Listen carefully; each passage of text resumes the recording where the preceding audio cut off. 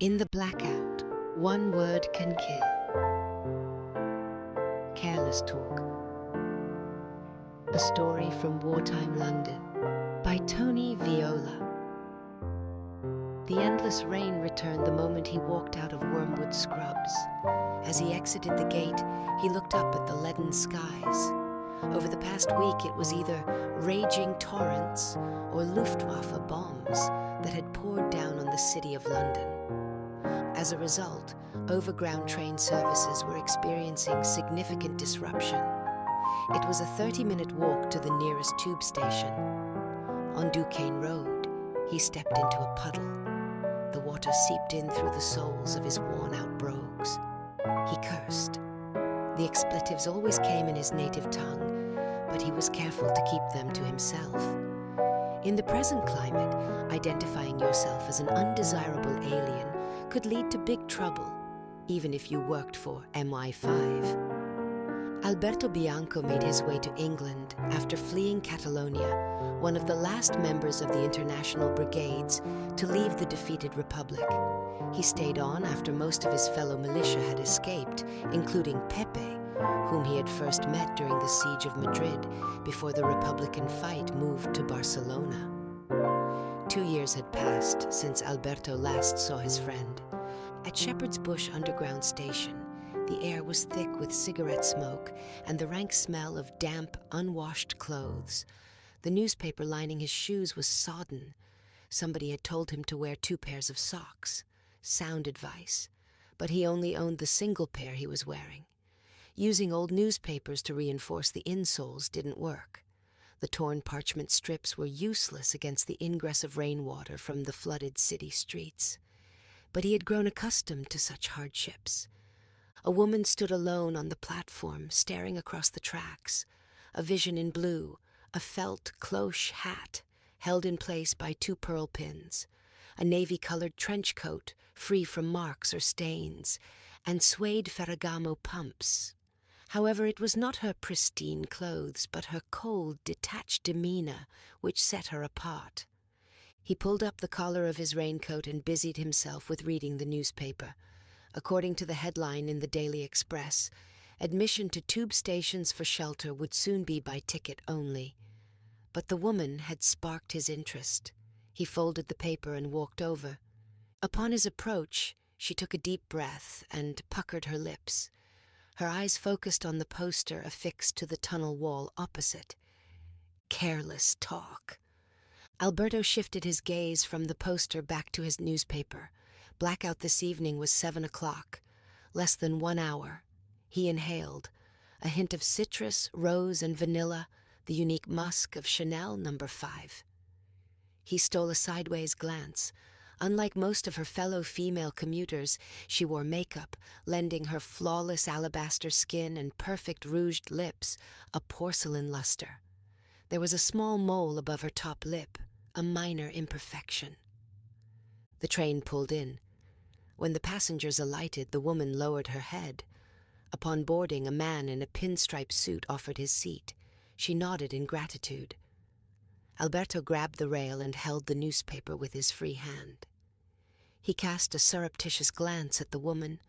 She sat with a straight back, feet and knees together, while her gloved hands held her handbag.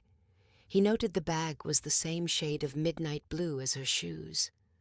The first stop was Holland Park.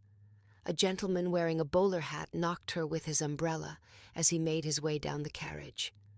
The gentleman apologized. She smiled and pulled her feet back. A stockinged heel slipped out of its shoe and revealed a white slip of paper. She reached down and popped the note back out of sight. The train made its way east along the central line. The passengers came and went in their hundreds as it traversed the West End.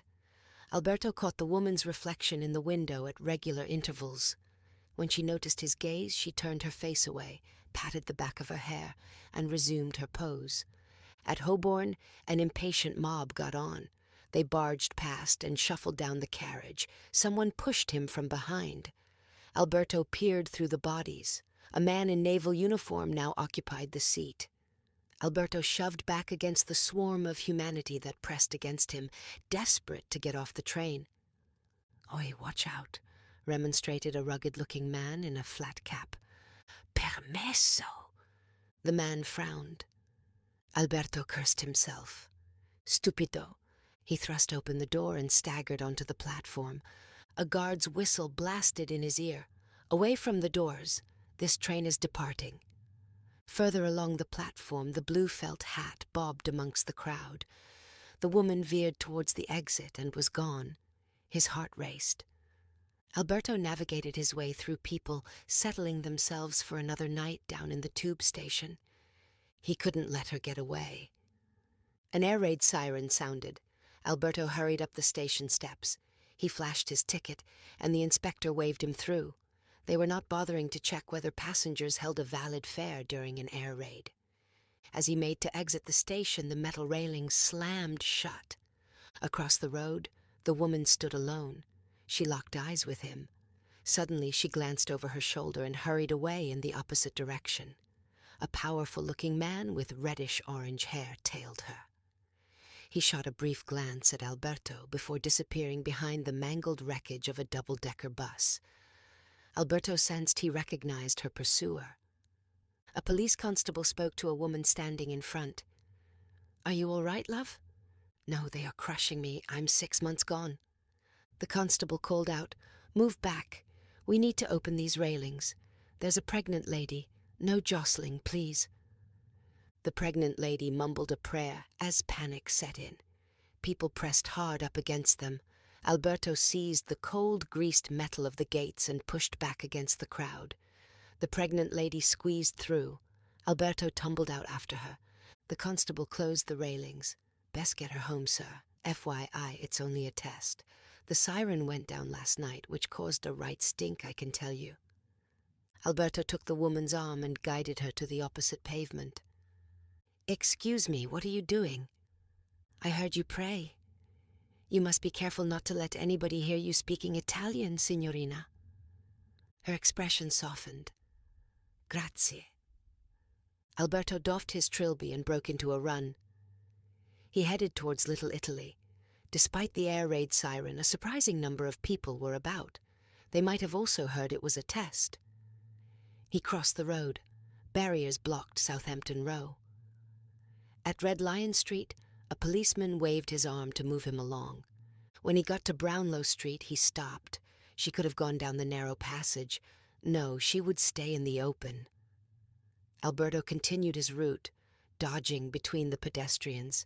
He passed Henneke's Long Bar and glimpsed the man with the reddish-orange hair. As he moved closer, Alberto's eyes fell upon the man's black cap and charcoal corduroy jacket. He now knew who he was. They turned onto Gray's Inn Road and crossed over. Alberto kept to the left pavement. He could see them clearer from here. Suddenly, the woman walked down a narrow path. Alberto stepped into the road. A bicycle bell trilled. The warning came too late to prevent the collision, which knocked him down onto the wet tarmac. He stood back up, shook his head, kicked his battered trilby into the gutter, and ran down the middle of the road, ignoring the stricken cyclist, oblivious to any danger from traffic. A bus horn sounded.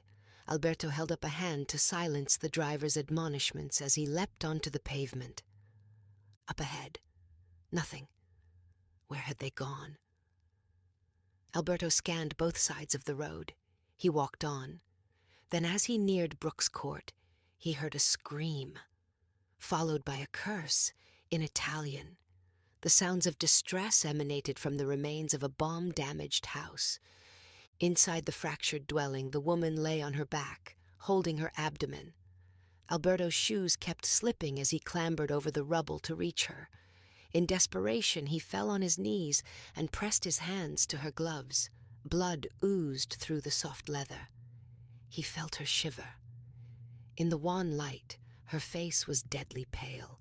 The red lips trembled, and when she spoke, the word came out in a breathless whisper. "Grazie."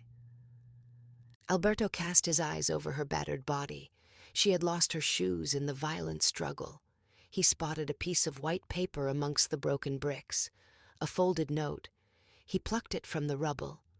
2 words in Italian. "Ah, noi." To us. the fascist salute. Without warning, she came upon him with unleashed fury. Alberto felt a stinging pain. He looked down. One of her pearl hat pins stuck in his side. The woman shrieked. Her right hand went to her hat, and she grabbed the other pin. She stabbed at him twice, puncturing his torso. Alberto fell backwards.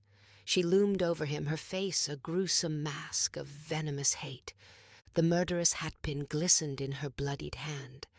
Alberto shut his eyes and prayed. The cracking bark of an Astra 300 broke the deadly silence. He recognized the report. The militia leaders had issued him the same gun at the Lenin barracks in Barcelona. Alberto's eyes flashed open. Another shot sounded. A crimson hole appeared in the center of the woman's forehead before she fell on top of him. Strong hands pulled him from beneath the lifeless body. "We must go, comrade. We need to get off the street." Alberto slumped against a wall, initial relief overcome by a cold, hollow pain. "Pepe, my friend, I don't understand. What are you doing in London?" Giuseppe Meroni held a finger to Alberto's quivering lips. "Now is not the time to speak, comrade." "Who was that woman?"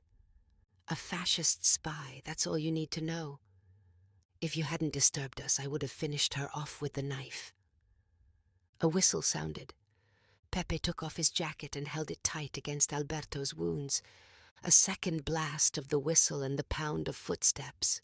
Pepe pocketed his revolver, threw his knife amongst the house ruins, pulled up his shirt collar, and disappeared into the shadows. "No pasarán." A policeman ran over. It was the constable from Holborn Station. His eyes swept over Alberto's injuries, then settled on the woman's fallen body. "That doesn't look like your pregnant missus." An air raid warden came running round the corner. "It's nearly blackout 0 hour. What's going on here?"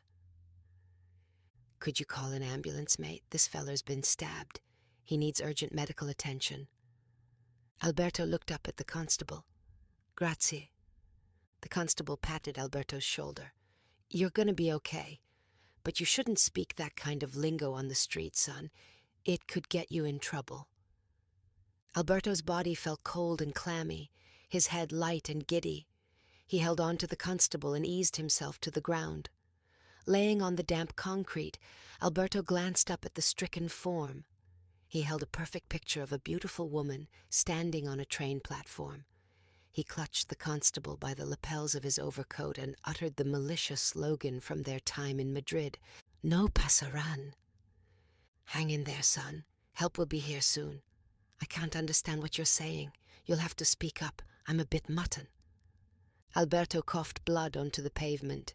He knew he was going to die. The words forever left unsaid. An ironic smile settled on his waxen lips. "They shall not pass." The defiant, malicious slogan from the Spanish Civil War. At the very end, Alberto Bianco realized his last thoughts had been in English.